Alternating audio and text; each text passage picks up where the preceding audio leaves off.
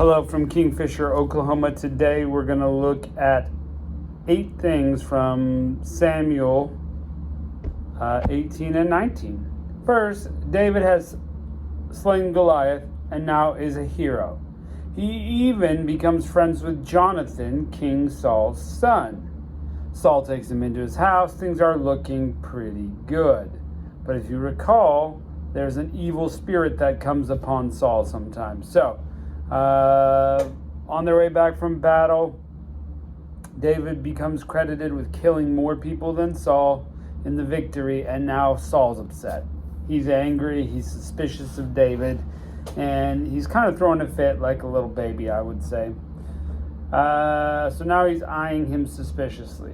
Number 3, with that jealousy, no surprise, the evil spirit from God returns to him. Saul grabs a spear and tries to throw it at David to pin him to the wall. So that, is when David knows something's up. So Saul begins giving him some difficult and dangerous assignments. Number 4, trying to let the Philistines be the one that kills him. So it won't be blood on my hands if the Philistines kill him. I'll just send him out to fight them. But God prospers David, and he does pretty well.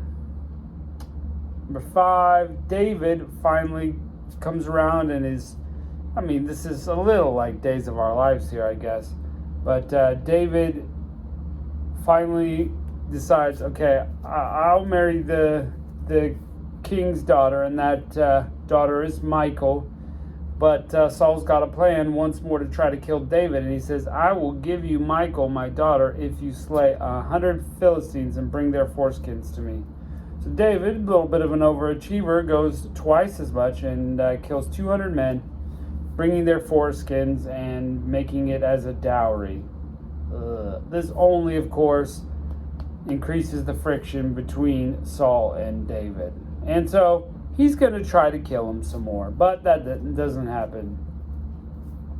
There's one time Jonathan tries to intervene, but Saul won't hear of it, and he's very mad. Michal herself tries to intervene by helping David escape out of the window, and then also putting a disguise in bed, and he gets away there, but that makes Saul mad.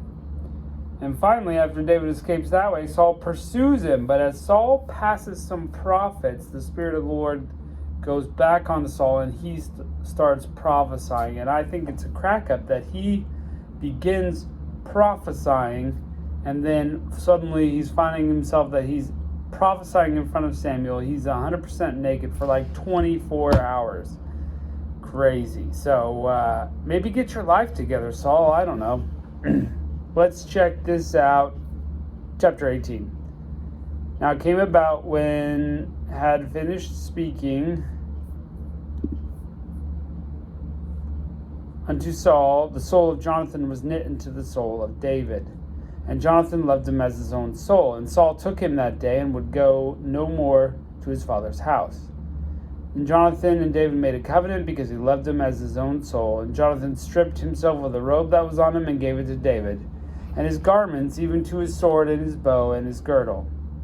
And David went out whithersoever Saul sent him, and whithersoever, and behaved himself wisely. And Saul set him over the men of war, and was accepted in the sight of all the people, and also in the sight of Saul's servants. It came to pass, when David returned from the slaughter of the Philistines, that the women came back out of all the cities of Israel, singing and dancing to meet Saul with tabrets, with joy, and with instruments of music. And the women answered one another as they played, Saul has slain his thousands, and David his 10,000s. Well, this makes Saul very wroth, and he's displeased, and said, they have ascribed to David 10,000, and me they've only ascribed 1,000. What can he have more but the kingdom? He's a big whiner. Saul eyed David from that day forward, kind of like side-eye probably. And it came to pass on the morrow that the evil spirit from God came upon Saul, and he prophesied in the midst of the house. And David played with his hand as at other times, and there was a javelin in Saul's hand. Saul cast the javelin, for he said, I will smite David even to the wall. And David avoided out of his presence twice. And Saul was afraid of David because the Lord was with him and was departed from Saul. Therefore Saul removed from him and made him captain over 1,000 and went out in and out before the people. David behaved himself wisely in all his ways, and the Lord was with him. So you kind of see Saul going down, and David coming up and up in people's eyes. But all Israel and Judah loved David, because he went out and came in before them. And Saul said to David, Behold, my elder daughter Merab, her I will give to thee a wife, only be valiant before me and fight the Lord's battles. For Saul said, Let not my hand be on him, but on the hand of the Philistines be upon him. So tricky. David said unto Saul, Who am I, and what is my life or my father's life in Israel, that I should be son-in-law to the king? But it came to pass when Merab, Saul's daughter, should have been given to David, that she was given to Adriel the Maholathite to wife. And Michal, Saul's daughter, loved David. And they told Saul, and the thing pleased him. And Saul said, I give him to her, that she may be a snare to him. What does he think of his own daughter, I guess? Wow. Goodness. The thing pleased him. And Saul said, I will give her to him, that she may be a snare to him, and that the hand of the Philistines may be against him. Wherefore Saul said to David, Thou shalt be my son-in-law in one of the twain. And Saul commanded his servants, saying, Commune with David secretly, and say, Behold, the king hath delight in thee, and all his servants love thee. Now go before the king's and be his son-in-law. And Saul's servant spake these words into the ears of David. And David said, Seemeth it to you a light thing to be a king's son-in-law, seeing that I am a poor man and lightly esteemed? The servants of Saul told him, On this manner he spake David. And David said, Thus shall you say to David. Or Saul said to David, The king desireth not any dowry, but 100 foreskins of the Philistine, to be avenged of the king's enemies. And Saul thought to make David fall by the hands of the Philistines. And when his servants told David these words, it pleased him. He's like, Yeah, let's go. Well, to be this king's son-in-law, and the days were not expired. Wherefore David arose and went, he and his men, and slew the Philistines, 200 men. And David brought their foreskins, and they gave them a full tale to the king, that he might be the king's son-in-law. And Saul gave Michal his daughter, to wife. And Saul knew that the Lord was with David, and that Michal, Saul's daughter, loved him. And Saul was more afraid of David, and Saul became David's enemy continually. And the princes of the Philistines went forth, and it came to pass, after they went forth, that David behaved himself more wisely than all the servants of Saul, so that his name was much set by. So everything Saul tries to do to trick him doesn't work. God is still prospering David. Chapter 19. And Saul spake to Jonathan his son, saying to all the servants that they should kill David. But Jonathan, Saul's son, much delighted in David. And Jonathan told David, saying, Saul, my father, seeking to kill thee now. Now therefore I pray thee, take heed thyself in the morning, and abide in a secret place, and hide thyself. And I will go out and stand beside my father in the field, and I will commune with my father of thee. And what I see, I will tell thee. Jonathan spake good of David unto Saul his father, and he said unto him, Let not the king sin against his servant, against David, because what hath he done? What sin has he done against thee?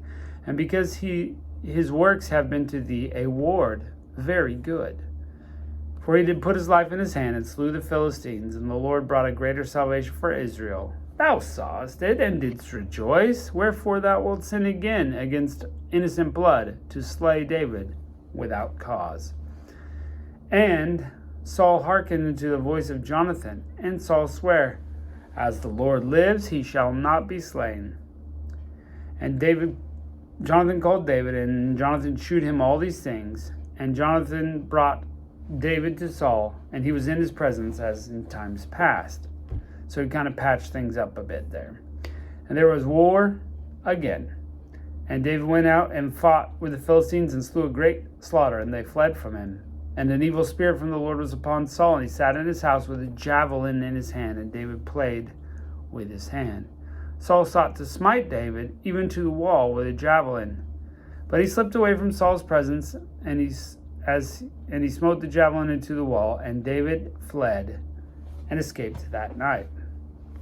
Saul also sent messengers unto David's house to watch him and to slay him in the morning. And when Michal, David's wife, told him, saying, If thou save not thy life tonight, then tomorrow thou wilt be slain. So Michal, this is a good reason why you might listen to your wife.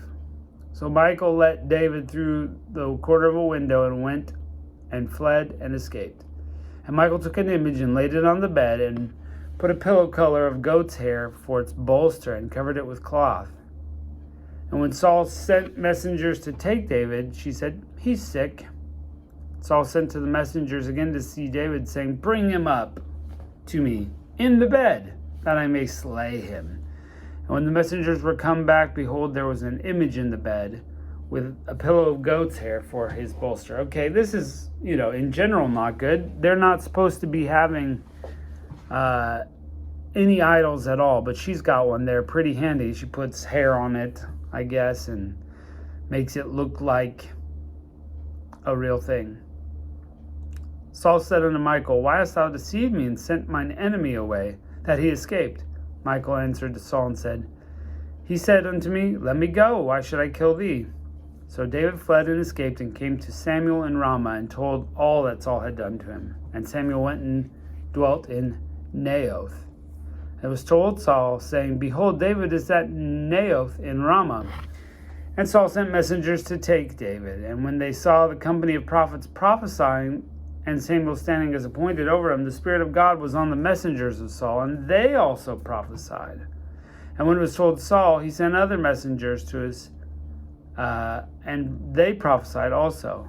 And Saul sent a message a third time, and they prophesied.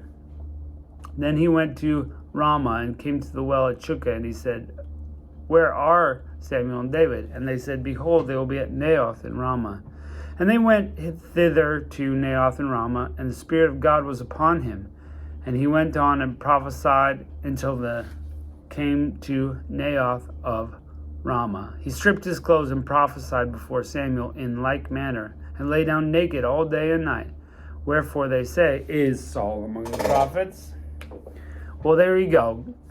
The short is that David keeps getting elevated in God's eyes because of his obedience, and Saul keeps going down because of disobedience. You can draw your own conclusion there, but it seems pretty straightforward that if we want to succeed, we need to follow God. Well, that's it for this time. We'll catch more of the story later.